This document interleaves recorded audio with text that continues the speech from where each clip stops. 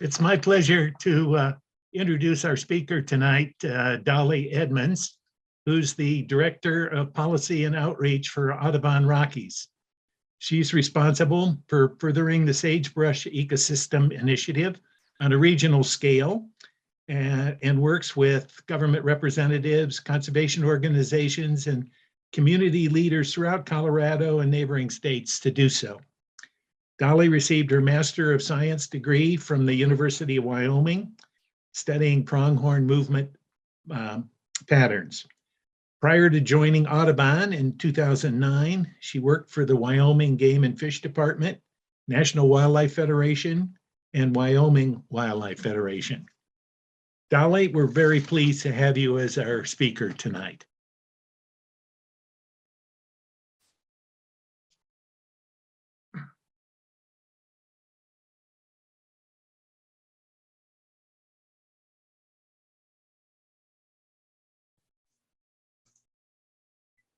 Can folks see me okay and hear me okay?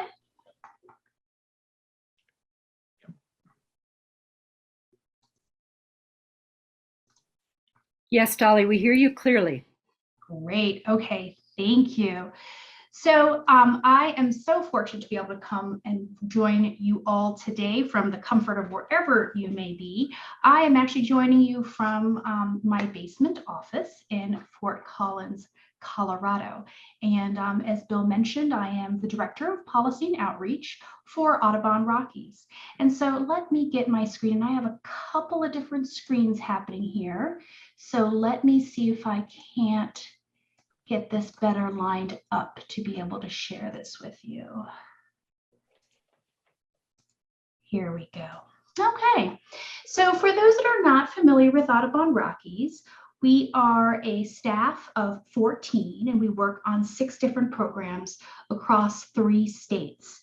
Audubon covers Wyoming, Colorado, and also Utah. And in these 3 states, we have 6 different programs, ranging from our community naturalist program, which is really an education component. And then we have a Habitat Hero, which is also education outreach, planting native gardens throughout and creating habitat links for various pollinators, including a wide range of birds. And finally, we have a conservation ranching program, which works with private landowners, a Western Rivers initiative that is very active here in Colorado. We have the Gilmore Sanctuary in Utah, and that's really least relevant to you all. But the one that we're going to be working on and focusing on is one that is really my baby, is the Sagebrush Ecosystem Initiative. And that is a program that we have been working on since I came to Audubon in 2009. But as Bill mentioned, I work a lot with partners, and an important partner within the Audubon community, and of which we have about 38,000 members here in Colorado, are our chapters. And I'd like to show a map of these chapters just because folks have a bit of confusion as to where these lie. In Colorado, we have 10 chapters. We have 5 in Wyoming and 5 in Utah. Now, the way it's set up is as a regional office, Audubon Rockies, we are part of National Audubon. But these 21 chapters within this 3-state territory that we cover are all their own independent organizations. So they have their own budgets, their own boards. But we are affiliated, we get to work a lot, and they have been a big part of the sage grouse work that we've been doing. What we're going to chat about today is greater sage grouse, and the greater sage grouse are located over in the northwest corner of the state, whereas Gunnison sage grouse are located in more in the southern portion of the state. And it is unfortunate, while virtual is fantastic to be able to reach a large number of folks, and especially in the winter months when you never know what the road conditions are going to be like, I do wish that we could be in the same room so I could say, hey, how many of you have actually seen greater sage grouse, and be able to see your hands in the air? Same thing with Gunnison sage grouse. How many of you seen them? What was really interesting is it wasn't until 2000 that Gunnison and greater sage grouse were determined to be separate species. Gunnison sage grouse, again, we're not talking about today, but it is worth noting that this bird is listed as threatened under the Endangered Species Act. There are 5,000 of those birds left, and they're found across 8 small and isolated populations in Colorado and Utah, most of them here in Colorado. We also are doing a lot of work on Gunnison sage grouse, but again, let's get back to greater sage grouse. And today, I know we are going to be short on time because this story, I have to be very honest, I think is fascinating. There's so much to this bird. We're going to talk about the biology of greater sage grouse, and then we're also going to talk about the management of the bird. What are the threats to it? Who manages the bird, their habitat, what's happening today? And I will say, talking to a former colleague of mine, who is now at the Bureau of Land Management, we used to joke around. I was like, if there was ever an opera that featured a wildlife species, it would be greater sage grouse because of the ups and downs that have come around this bird. So for those, just a real quick primer on the biology of greater sage grouse. They are the largest native grouse species in North America. The males are about range between 4 to 7 pounds, females on the smaller side, 2 to 4 pounds. They're often compared to the size of a football, if you would, for a good visual. What's really interesting too is that they are a priority species for Audubon because they are so connected to the sagebrush ecosystem. They are completely dependent on large tracts of this ecosystem, and such they are a sagebrush obligate. Their survival is really dependent on a healthy ecosystem. Now, these birds are really quite camouflaged, as you can see, the female at the top there. So they're hard to see out in the field. However, the time that you can see them are when they are on their leks. They congregate on these communal mating grounds called leks in the spring. And in fact, March through April is really kind of considered the peak lekking periods. Males arrive first at these areas, and these leks, if you can see from that top picture on your left of your screen, these leks are these open, windswept areas, have few vegetation, so that it allows the males to really strut their stuff. It really is high visibility. However, it also is high vulnerability. They become increasingly at risk for predation from aerial predators or four-legged predators. And they also are vulnerable to really harsh weather conditions. But again, the males will get here. They'll be the first ones to enter this area. They'll attract the females by strutting around with their tails fanned, and they'll emit this drumming sound from these air sacs that you can see in the bottom right photo. The males have these air sacs, and they squeeze nearly a gallon of air through these air sacs, and the sound can travel up to 2 miles. It's truly phenomenal. So if you haven't had a chance to see sage grouse on their leks, I highly recommend it. It is a truly magical experience. So I would like to show you now we're going to really try to see if technology works in our favor. We tried this earlier. I'm hoping it works. So bear with me. I'd love to kind of show you a video for those that have not seen birds on their leks before. Need to do to impress female sage grouse.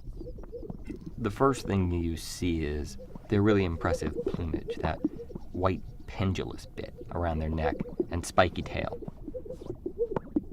And they've got that high contrast black above and below.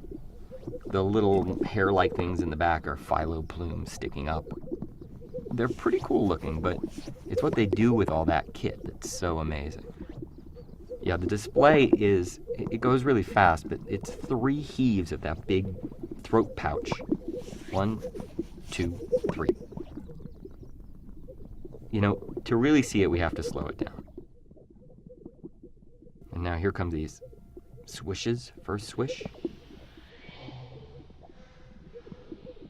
Second heave, more swishes. And third, rewind and play it over again. On the sides of the pouch, you can really see the stiff feathers.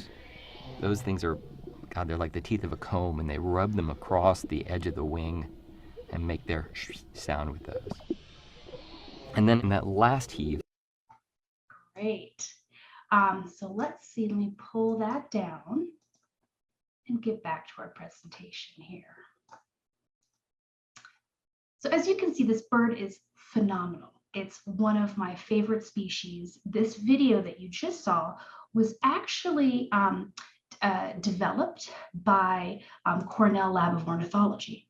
In Cornell Lab of Ornithology, Audubon reached out to them and said, you know, it's really unfortunate. This sage grouse is an icon of the sagebrush ecosystem, but very few people actually know about sage grouse. How can we rectify this? Would you be willing to develop a documentary that helps folks understand about this ecosystem? And so they agreed, and they made this documentary that was released in 2015. And perhaps I can share a link with you all, DFO, so that if you ever want to see it, it came out on PBS Nature back in 2015. It was fantastic. And it's really sad to think, because I think most of our kids, for example, know more about the rainforest versus the sagebrush ecosystem. Now, let's talk about a little bit about this range and the bird and where they're found. So in this map that you're looking at on your screen, dark green is where sage grouse are found. And if you notice again, for Colorado here, we're talking about the northwest portion. In light green is where they used to be found. They have been extirpated from Arizona and Nebraska. Now, what's interesting is as they're found across 11 states and 2 Canadian provinces, they, again, only occupy about 56% of their historical range. They really fed the westward migration of colonialists. And there is, in addition to that, they were so plentiful, they fed these folks, but they're also a deep cultural history with many of our First Nations and tribal communities and nations across. If you look at the image on the bottom right, that was actually at a conference that I went to for sage grouse researchers. And there was a pivotal sage grouse researcher who had passed away. And the Shoshone tribe had graced the participants with a chicken dance in celebration of this man's contributions to sage grouse researcher. And if you see the tail feathers and the drumming, all really emulate the sage grouse on their range. So again, let's take a look at the bird. Where are they found? They're not found equally. Majority of the birds are found, about 37%, are found in Wyoming. Colorado has about 4% of the birds, or about 14,000 birds. However, given all that, I do want to stress Colorado has played for a long time an incredibly important political role in the management of this bird. Okay, so who's responsible for the bird? Well, the bird is managed, because it is not listed under the Endangered Species Act. The bird is managed by state game and fish agencies. The habitat, however, the sagebrush ecosystem, again, that's what the bird is entirely dependent on for its entire life cycle, is found on primarily federal lands. Those federal lands are BLM primarily, Bureau of Land Management lands. And this image is just really to show you how very camouflaged this bird is. If you see, this is a sagebrush, and right underneath here is, at the base of it, you can see a sage grouse hen on a nest. So just a neat species. And if you have the chance, I might just show this real quick video. We're going to try it one more time. And this talks about the ecosystem. For those that haven't had a chance to really experience sagebrush ecosystem, let's give this a whirl.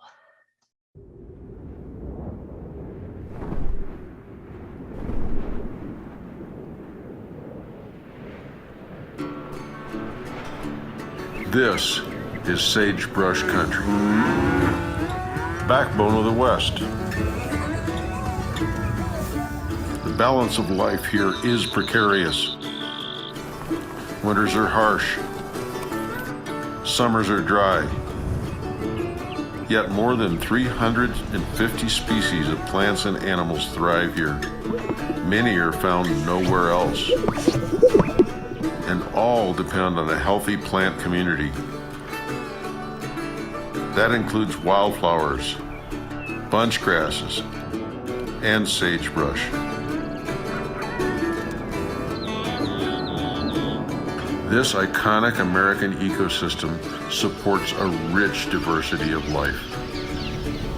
Sagebrush shrubs provide food and shelter for wildlife and capture snow in the winter, which becomes water in the summer. Roots of native plants allow soils to soak up this water and sustain a vibrant ecosystem for people and for wildlife. All of this depends on a healthy sagebrush ecosystem.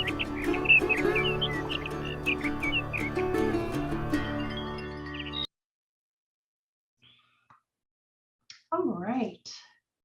So back to our presentation.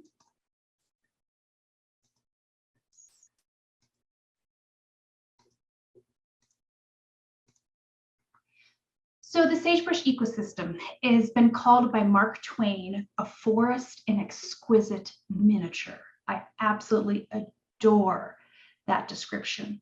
It is habitat for more than 350 species of conservation concern, actually, that have been flagged as their numbers are declining. It is a high desert elevation of 4 to 9,000 feet high. But what holds this ecosystem together is the sagebrush plant, of which there are a wide number of types.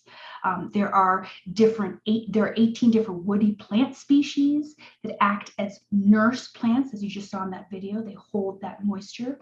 These sagebrush plants are long-lived. They actually survive for over 150 years. They co-occur with native grasses and forbs.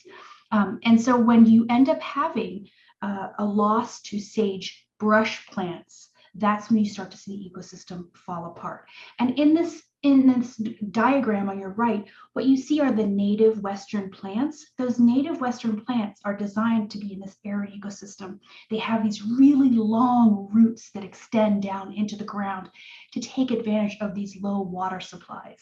And so that is what is unique about this ecosystem.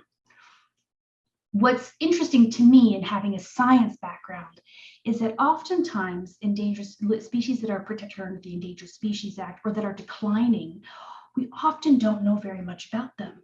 But greater sage-grouse are incredibly unique in that they are one of the most well-studied species. We know a lot about their movement patterns, about their habitat use, about their life history needs. Just to show you a little bit here is the image on your left-hand side is how sage-grouse are generally captured. Folks go out onto ATVs at night and they're shining their lights out into where they suspect leks are. They end up shining the light on the sage-grouse, and then if you can see, the man is actually carrying kind of this big fishing net, and he puts it over the bird and is able then to catch the bird and handle it. They'll put some telemetry equipment on it that allows them to follow the bird and to understand its various life history needs, as I mentioned. And then that book there is kind of known as the Bible of sage-grouse. It's hundreds of pages of long, again, really kind of understanding the habitat, the bird's needs. There's been really cool research done. One of this is these are robots that are actually using stuffed sage-grouse hens, and they put them on these little automated cars. And if you guys are interested, I can send you the link on this, but it allows the researchers to put these birds in the middle of a lek and to move around and observe how the other birds are acting. Again, we really are trying to understand what do these birds need, what do they want, so that we can improve management on them. The science has been pretty clear. There are a lot of threats to this bird. And this map here is admittedly ugly. It is overwhelming. And the reason is because there are a wide range of threats to the bird. The bird, again, is found across a large swath of the West, across 11 states. and that cover multiple management zones. So it could be state management, federal lands, private lands. But a couple of patterns hopefully pop out at you. The first is that on the western portion, you see a lot of red. And on the eastern portion of the range, including here in Colorado, you see more blue. What is happening is the major threats in the western portion for the bird, for their habitat, are fires, and that's linked to increase in invasive annual grasses like cheatgrass. And on the right, the science has been very clear in showing that one of the major threats to the bird is energy development.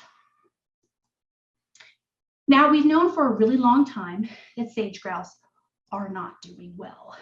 That image on your right-hand side was actually recorded during the expedition across the West by Lewis and Clark. But in 1953, the various state wildlife agencies, including Colorado and Parks, came together and identified sage grouse as a species of conservation concern. So we've known for a while sage grouse are not doing well. And in fact, between 1999 and 2003, the Fish and Wildlife received, who actually handles the Endangered Species Act, the US Fish and Wildlife received 8 petitions to list the bird. In 2005, and this is where it gets really interesting, is that US Fish and Wildlife Service, after doing a review on the bird, announced that the bird was not warranted for federal protection. Now, what came out after that were the first public allegations of meddling by a US Fish and Wildlife Service top-level employee. Julie McDonald was flagged as having reversed scientific findings in the field, changing scientific conclusions, removing relevant information from scientific documents, and ordering the Fish and Wildlife Service staff to adopt her edits. In 2007, as this was coming to light, as Congress was looking to put together an oversight committee, she resigned. So in 2007, the courts, again, look at all of this, and they overturned the Fish and Wildlife Service's not warranted finding, citing misconduct by leadership in the Department of Interior. In 2010, they reviewed all of this and released a warranted federal protection of sage grouse. Again, so this is now different. Remember in 2005, they said, oh, it's not warranted for federal protection. In 2010, they said, oh, yes, it is. And the 2 reasons that they thought this bird warranted federal protection under the Endangered Species Act was what you see in bold on your screen: loss of fragmentation of sagebrush habitat and inadequate regulatory protections. But what was interesting when they made this decision is that, well, we're not actually going to list the bird under the Endangered Species Act because there are other higher priority species. Well, the Fish and Wildlife Service was brought to court again and said, you know what? You can't do that. There can't be this gray area. Either the species is listed or it's not listed under the Endangered Species Act.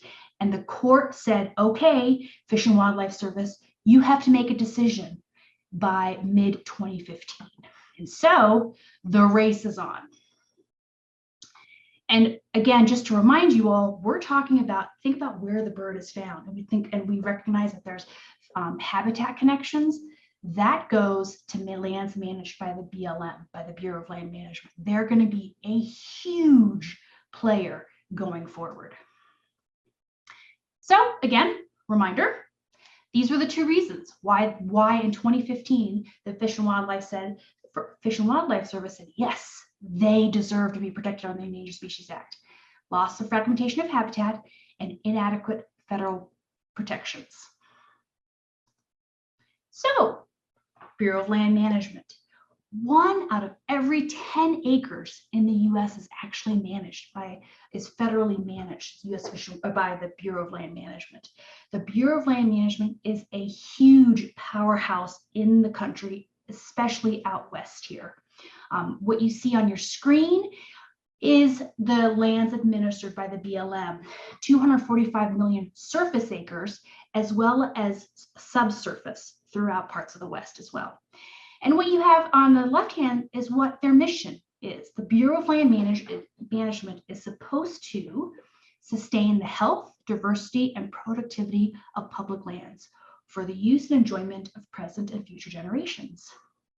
So as we think about that, we think about all the varying uses on public lands. We think about recreational use. We think about energy development. We think about wildlife habitat, clean water, etc. There's a whole slew of considerations the BLM is required to manage for. Now they have been put on a time limit, and all of a sudden we are at high gear. Between 2011 and 2015, we start to realize the way to save sage grouse on a majority of their habitat is to strengthen resource management plans.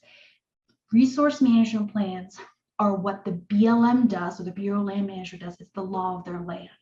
They dictate how things can happen, when things can happen, including for sage grouse habitat. And so that is the mechanism in which we can develop some protections for greater sage grouse, are these resource management plans. We are in high gear between 2011 and 2015, because if you remember, 2015 is when the courts said, all right, U.S. Fish and Wildlife Service, you have to make a decision. I came on board in 2009 to Audubon. And at that point, that was right before the not warranted, or right after the not warranted in 2005. And then in 2010, it was, it is warranted, but it's in a gray area. And now we're looking at 2011 and 2015, kicked into high gear. It was an incredibly pivotal time for conservation. Having been a recent graduate of a master's program, I had such hopes that science was really driving management in this time frame, because all of a sudden there was a big volume of science that was actually being considered in determining how these federal lands were being used. The federal agency, Bureau of Land Management, was amending 98 of these plans.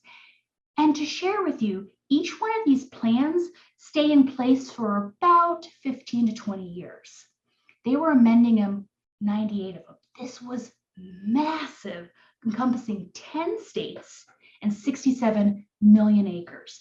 And a key takeaway of these plans is that they did two things. Their goals were to improve habitat conditions and also to minimize new surface disturbance. That's because that is what the science told us birds needed, sage grouse needed. Now, what was interesting is there were sayings like, what's good for the bird is good for the herd, that were kind of coined during this time frame. And good for the bird, good for the herd referred to cattle. That if you had healthy habitat for sage grouse, then you had healthier, more resilient habitat for cattle. If you had healthier habitat for sage grouse, you had healthier habitat for mule deer. So it really brought all these folks together that hadn't talked before to sit around a table and really decide, what are we going to do? How can we think outside the box? Talking to people that are new. I just want to flag for you, for example, that middle picture. The gentleman in the yellow tie in the middle was my boss at the time, Brian Rutledge. And that was his voice, actually, that deep, gravelly voice earlier in the video, that was him narrating it. But Brian Rutledge brought with him to meet the Department of Interior Secretary, Sally Jewell, at the time. And he brought with him a county commissioner, a miner, an oil and gas developer, to come together and say, we can do this. There was this sense of positive belief in the ability to solve this really hard challenge and coming together. You had the public really getting involved too. All of a sudden, you had reporters in Maine doing stories about a football-sized bird in Wyoming. You know, you had people, stars. I joke around. This is my boyfriend at the time, Leonardo DiCaprio, doing social media posts. It was, again, a phenomenal time for this small chicken-sized bird, football-sized bird, to really grab the nation's attention, because they realized that if this bird got federally listed, it could have severe impacts on a lot of the West. So after all this effort between 2011 and 2015, this monumental effort by various states and federal agencies and stakeholders, you had the announcement in 2015 by the U.S. Fish and Wildlife Service, again, Sally Jewell, you'll see here on the left-hand side near the American flag, made the announcement right here in Colorado, the Rocky Mountain Arsenal, that sage grouse did not warrant federal protection. On that stage, you had the Governor Hickenlooper, and then you had governors from 3 other Western states coming together. It was an unusual time politically in the nation where we actually agreed on things, I think, on behalf of the greater good. Now things change. What's interesting that I'm coming to become more and more familiar with is the amount that politics can influence wildlife management. We have a new president, and with the new president, you have new policies. And the very first one that came out that really directly influenced sage grouse was an executive order that was released in 2017. And 2017 executive order stated, and here's an excerpt on your screen, to review existing regulations, to suspend, revise, or rescind those that unduly burden the development of domestic energy resources. That directly influenced those resource management plans. And to let you know, when that decision was announced in 2015, that sage grouse do not warrant federal protection, one of the key reasons that it was announced on stage as to why the U.S. Fish and Wildlife Service made that decision was because of the strength of the resource management plans, the protections associated with those 2015 resource management plans.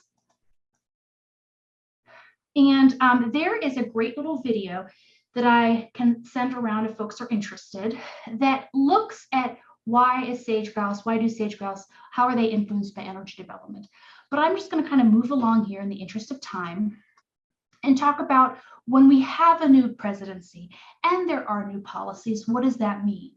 Well, under a new presidency, we started to see a change in how science was used in decision making. We started to see these protections start to get eroded, and we started to see new federal management plans put into place. In addition, we saw, as kind of that executive order suggested, a prioritization of oil and gas development as a primary use of federal public lands. Between 2015 and 2019, coincidentally, we also saw a continued decline in sage grouse populations. So Audubon worked with partners and based on data that came directly from the Bureau of Land Management, who handles oil and gas lease sales across public lands, looked at the amount of oil and gas development that happened in sage grouse habitat and priority habitat versus non-priority habitat. And just to familiarize you with what you're looking at, in the map of the West here, the resource management plans that were approved in 2015 broke down sage grouse habitat into 2 types, roughly. The first is the dark purple, and that's considered priority habitat. And then you have the light purple, and that's considered general habitat. Priority habitat has higher protections associated with it because that's believed to be where there are a greater number of birds. So in this analysis, we looked at oil and gas leases that were issued on federal lands between October 2015 and March 2019. And we found that the amount, so if you look at between, say, October 2015 and January 2017, during one presidency, you saw about 7% of, in the circle here at the top, 7% of the leases were sold in priority sage grouse habitat. Conversely, between February 2017 and March 2019, when you saw a change in federal policies, we saw almost 30% increase in oil and gas lease sales in priority sage grouse habitat. For those who are not in the weeds in oil and gas development, Audubon engages in oil and gas lease sales every quarter in some of our key states. One of the things that we look at is oil and gas development in regards to sage grouse. Once an oil and gas lease sale is made, then the developer has 10 years to develop and show that that land is producing.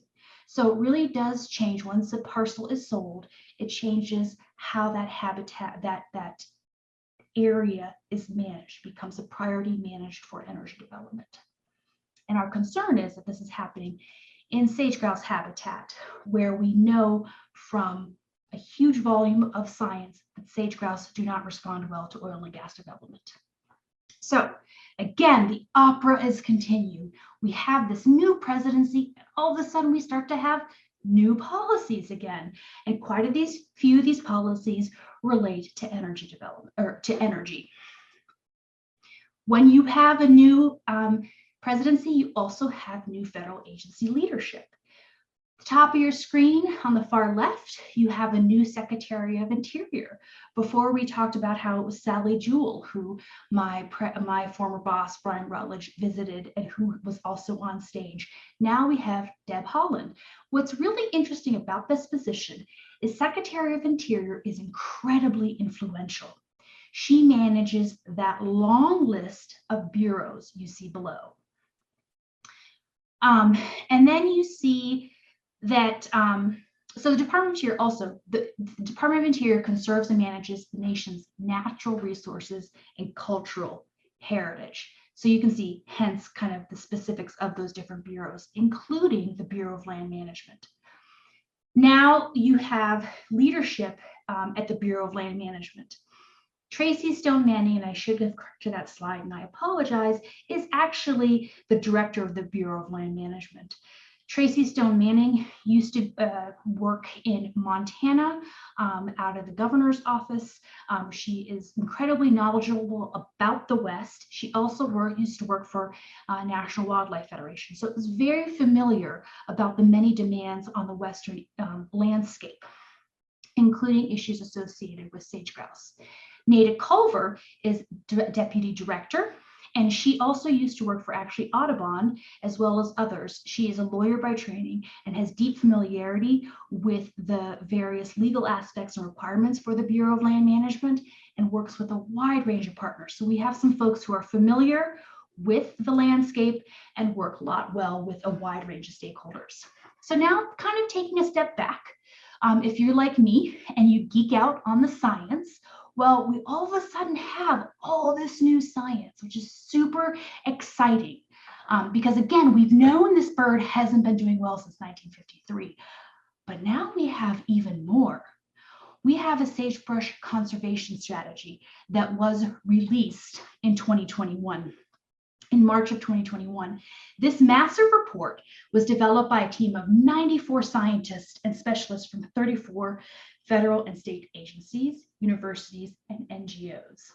And they developed a comprehensive assessment of the sagebrush ecosystem.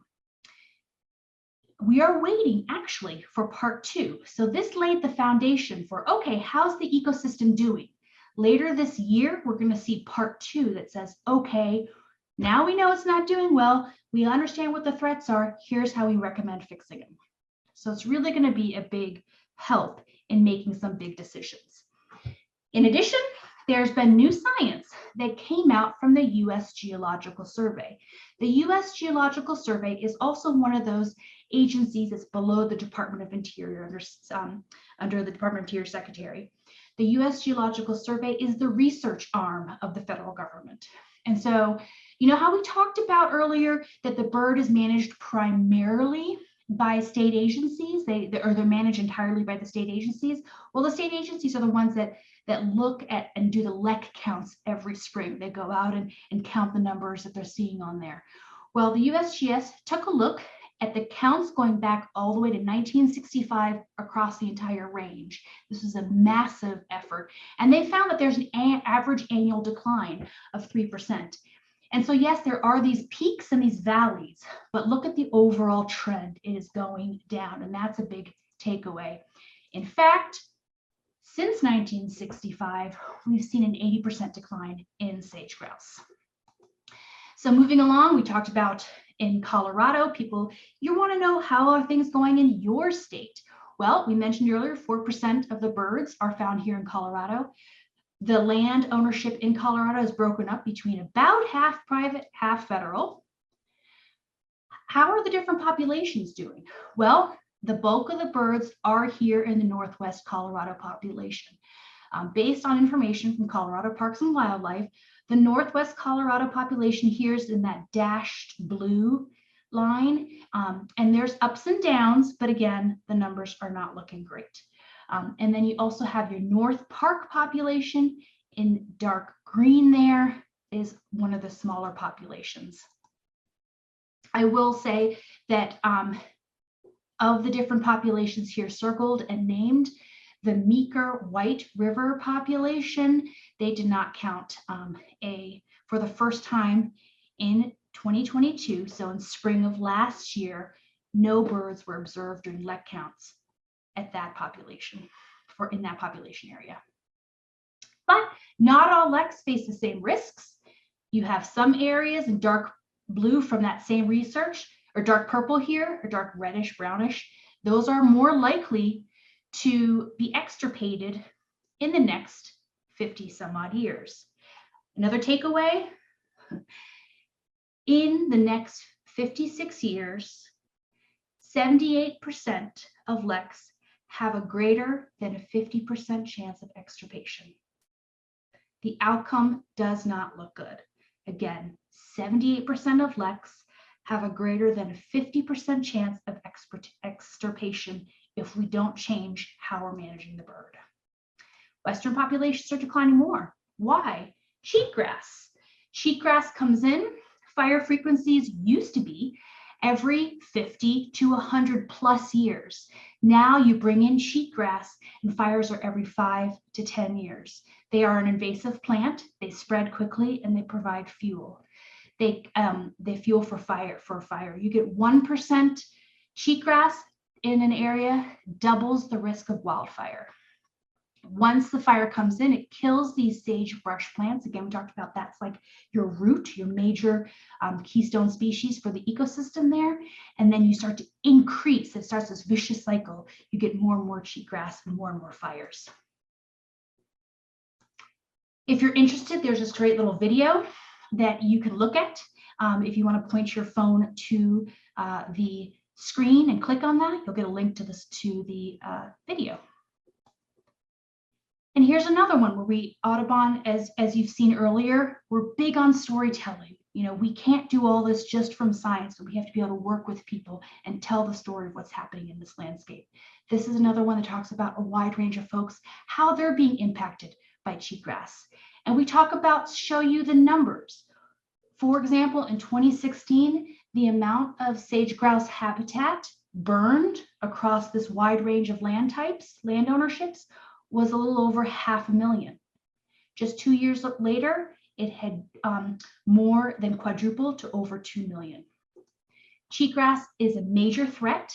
Here is a map that shows some of the fires in sagebrush country. If you remember in the winter time, or if you remember during some of the fire seasons, smelling the smoke here in Denver from fires happening in Nevada.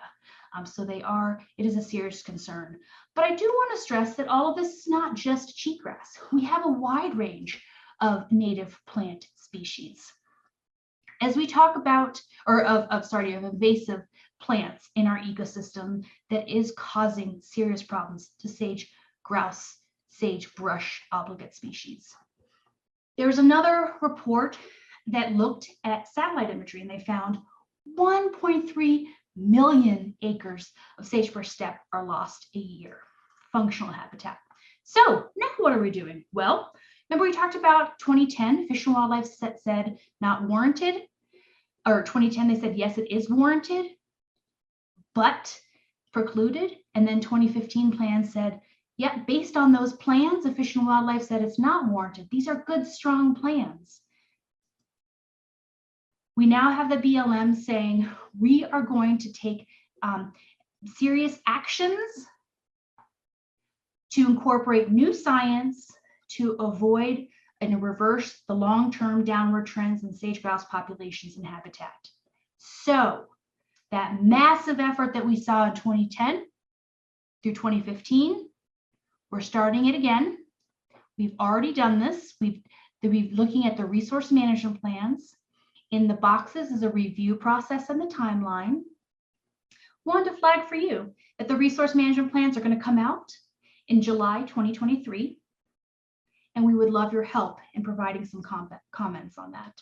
And we'll be doing so. And when people say, does it matter if we take part in action alerts, et cetera? Yes.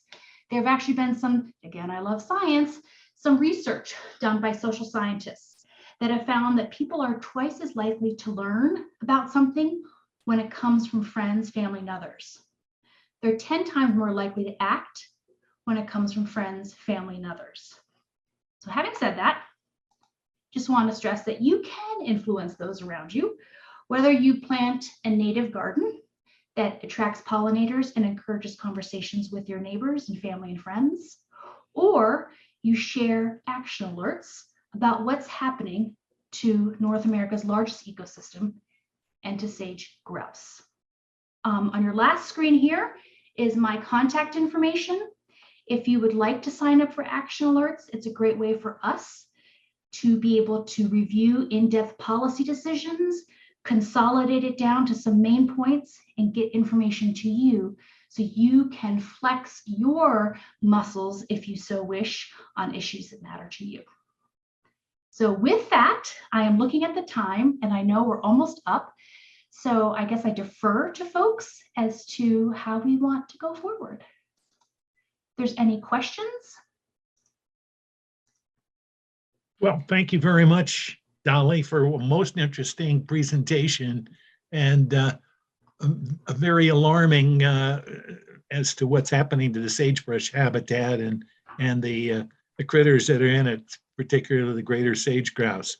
So if anyone has any questions right at the moment coming in, we would be glad, Daly would be glad to answer them. My question I have is, how do you maintain your optimism, having watched all of this over the years and seeing what could be a rather dismal prognosis going forward if things don't change? Well, you know, I joked around, and it's kind of hard in a Zoom meeting, right? A virtual setting where I make a joke about Leonardo DiCaprio, and it's like, quiet. I'm assuming you're snickering at home. But I think that is telling. Here is this bird that very few people actually have a chance to get to see for themselves.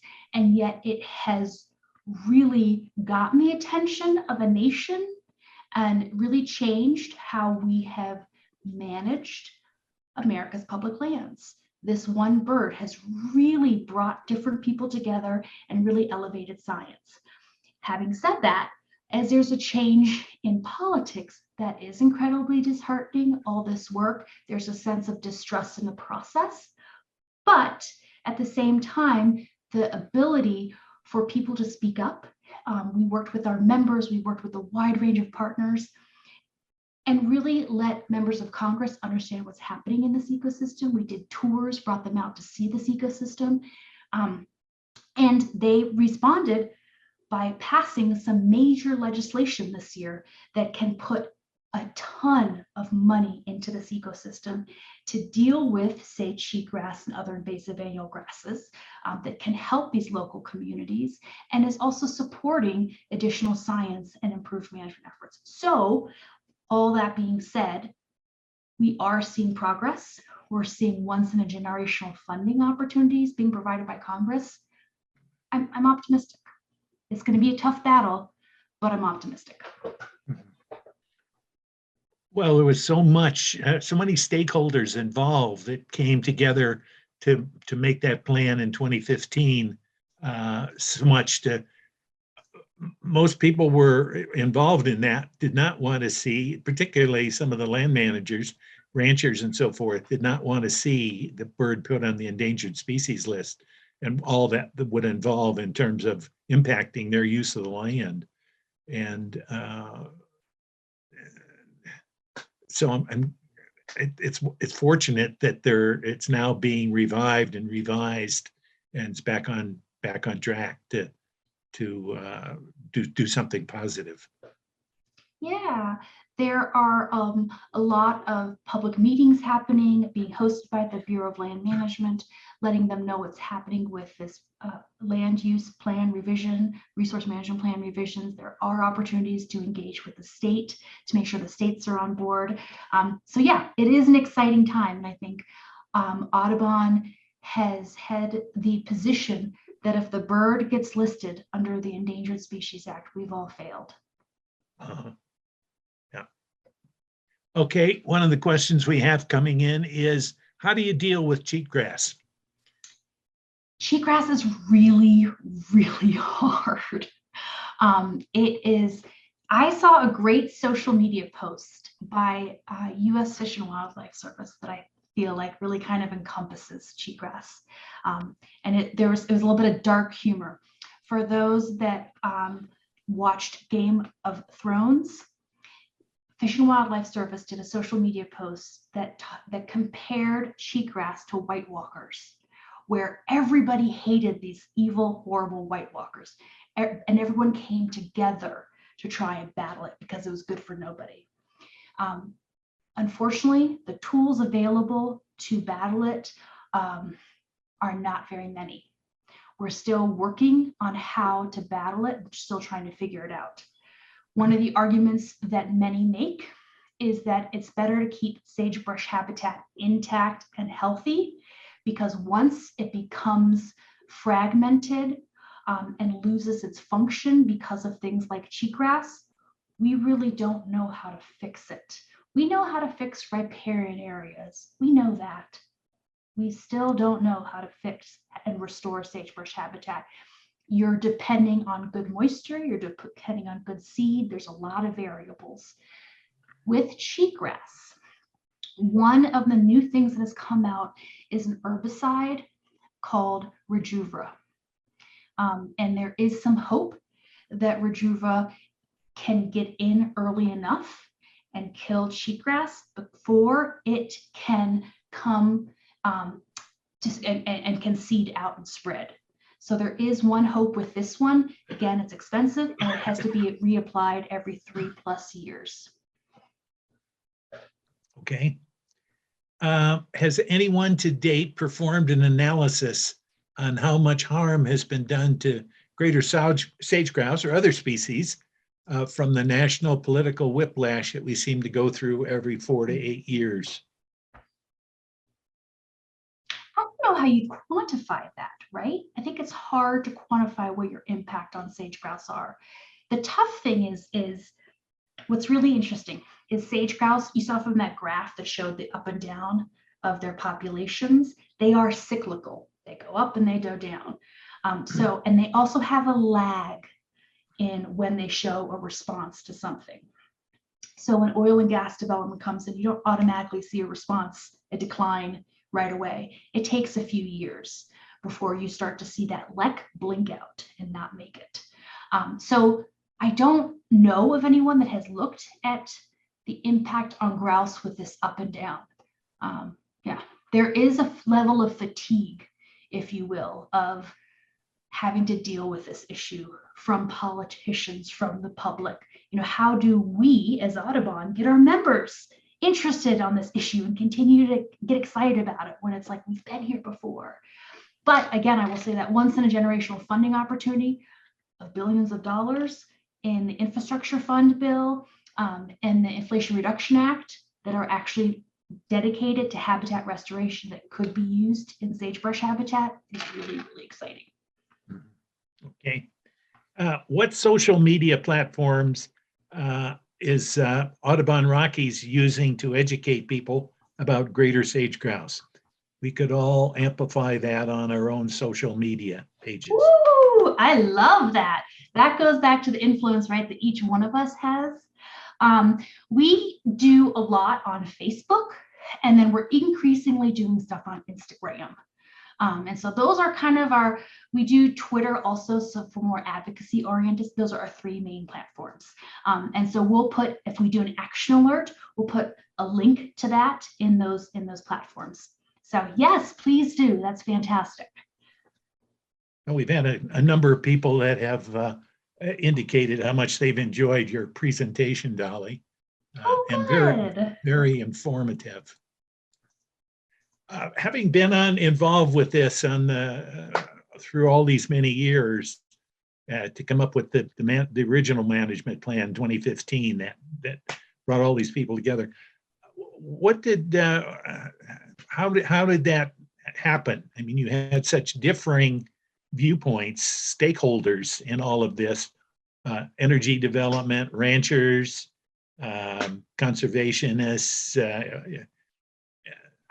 How did you manage to get some kind of an agreement, which seems very difficult these days for anything?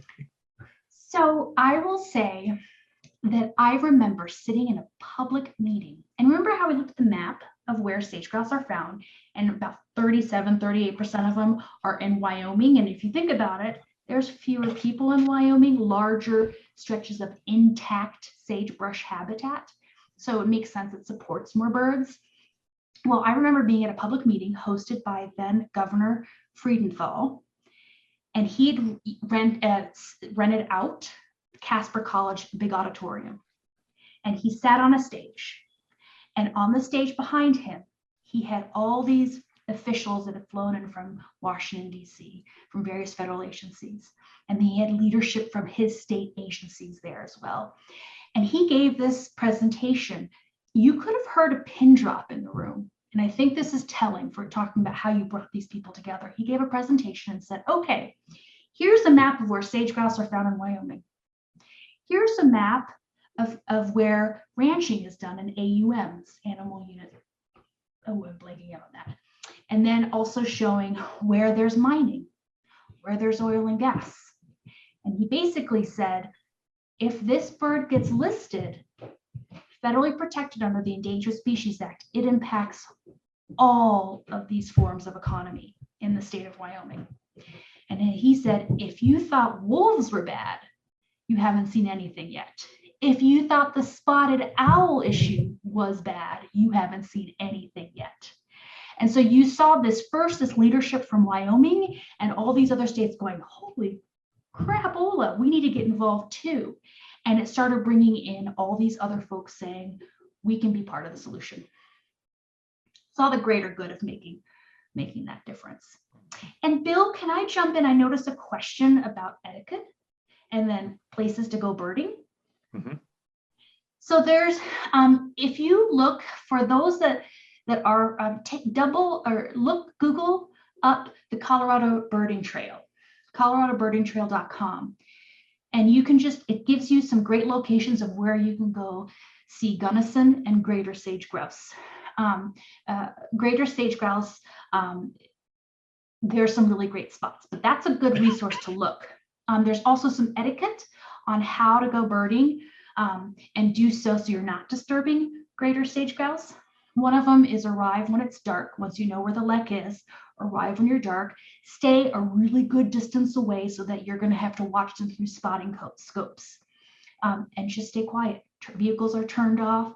Speaking, you're usually going to stand inside of a road, and you're bundled up and it's cold, bring coffee, and enjoy seeing the birds make the noises, because usually it's hushed and you can hear them vocalizing through the air sacs.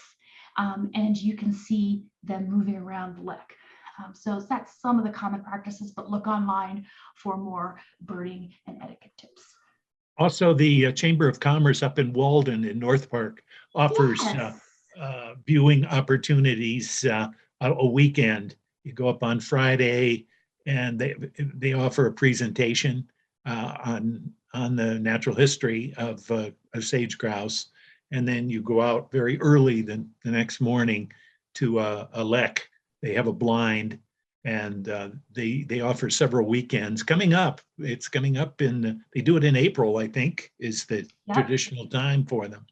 So it's a very educational and well-run kind of a program that you can take advantage of, and also interject some badly needed money in the local economy up there in Walden, Jackson County. Okay, how does the herbicide affect the birds that you were talking about? So with anything, Rejuva? yeah, Rejuva, with anything, there are pros and cons, right? So I will say, for example, renewable energy development, wind development, solar development. Yes, we need them to address climate change, but we have to recognize that they will come with impacts. Same thing with Rejuva. And when we talk about, I deal a lot with oil and gas and renewable energy development, the best thing we can do is identify and properly site locations. You put them in a bad spot, you're going to have a lot of conflicts with avian species. When we think about Rejuva, it's the best thing we have right now. It's not appropriate everywhere. There's still science evolving on it, but the concern is if we don't do anything for cheatgrass, we are going to lose a battle that we can't recover from. The impact of cheatgrass and getting that habitat back after it's established is near impossible at a large scale. So you have folks in the state agencies who are working together to identify where they are and trying to treat small areas to get ahead of it, but not doing anything, we can't.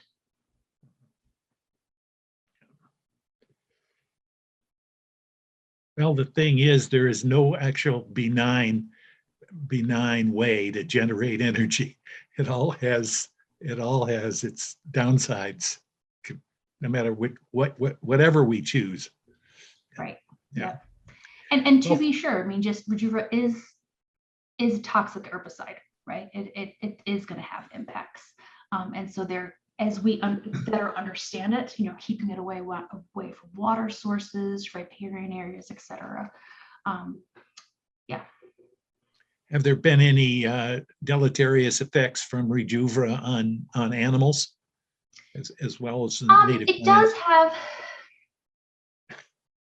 So there is some work that has been done by an organization called Beyond Pesticides, for example. You know, Audubon supports Rejuva as an option with caution, right? Beyond Pesticides, for example, has found that it is highly toxic to aquatic and terrestrial plants, again, so keeping it away from the aquatic plants. There is not much known about the impacts to wildlife or to